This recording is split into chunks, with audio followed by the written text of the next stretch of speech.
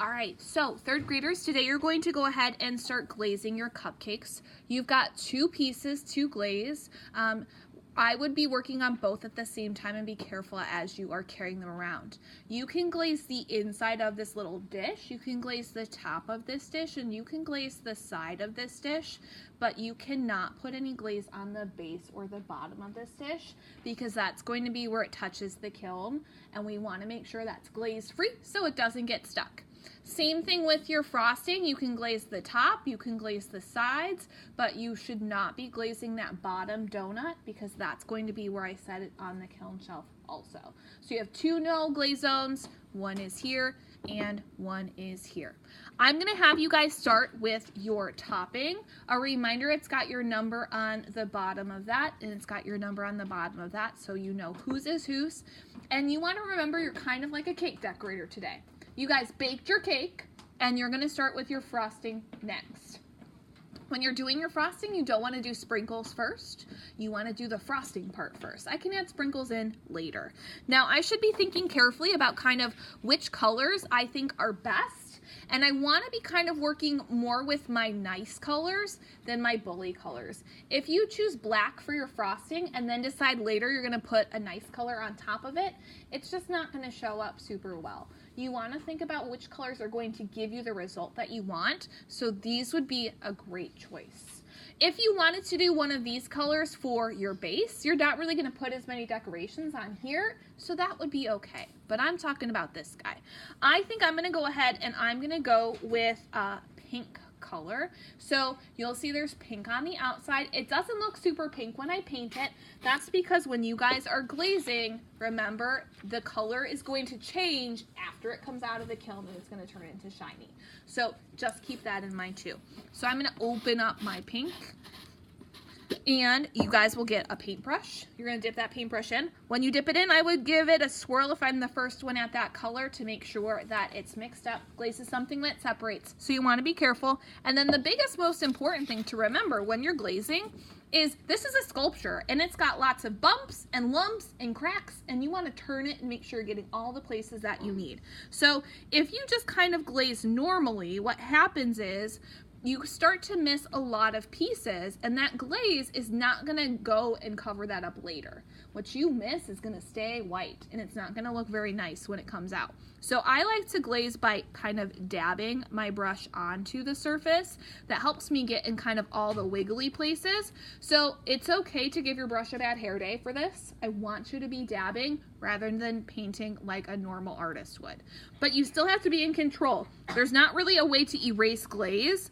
So you want to make sure, hold it in your hand as you glaze. Do not just set it on the table because you're going to miss places. And go ahead and get all the way around. If I'm getting somewhere close to like my cherry and I'm worried I'm going to paint on it, what I like to do is I like to kind of use my brush sideways and just kind of slowly drag it around and get as close as I can to that spot. But I tell the kindergartners this, you got to make sure you're destroying all the white spots best you can. And as soon as you get that done, you're ready to move on.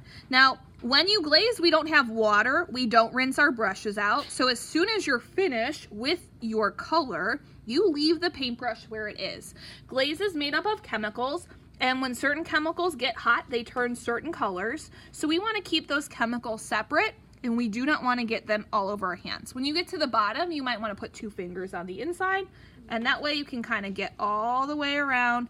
But I do not want to touch the donut of my plate or of my cupcake because that's going to be a place where he sticks. So he's looking good. All right, so he's wet and sticky right now. Ooh, I just saw a white spot. Yikes. If I see a white spot, go grab him. I'm going to put my paintbrush in to here, and I'm going to go ahead and I'm going to work on my base. So I'm moving to my base color. You guys can think about what color you want your base to be. It could be chocolate. It could be vanilla. If you're choosing vanilla, tan is a great color for vanilla. If you want it to be a color of the rainbow, you can totally do that. It doesn't have to be a neutral color. Your choice. But you're going to want to make sure that you have a clean brush. So come up to the front. Grab a new brush and go ahead and start your next color. I'm going to go ahead and, like I said, make sure I stir it up make sure I dab it in, and make sure I am paying attention to where that glaze goes. So I can put it on the top, that's called the rim, and I can put it on the sides. This is super bumpy textured, so if you do strokes, you're gonna miss out on a lot. It's gonna be super important that you dab, dab, dab all over the place, and that way you're being careful. If you get glaze on your hands, no big deal. You're gonna go ahead and wash off that glaze later, so don't freak out if that happens. All right, so you guys know the drill. If I have this guy done and this guy done, I gotta go back again because glaze really likes it when you give it 2 coats. If you see it being really glossy and shiny, give it a couple more seconds to really soak in. It dries super speedy fast, but you wanna put 2 layers of pink on, or whatever color you chose, and 2 layers of base color on for whatever you chose here. If I want to do sprinkles, let's imagine Miss Bergman did sprinkles on this, she'd have to do pink twice, and then I can go up to the front. I can grab a small brush for my details, and I can use this for sprinkles.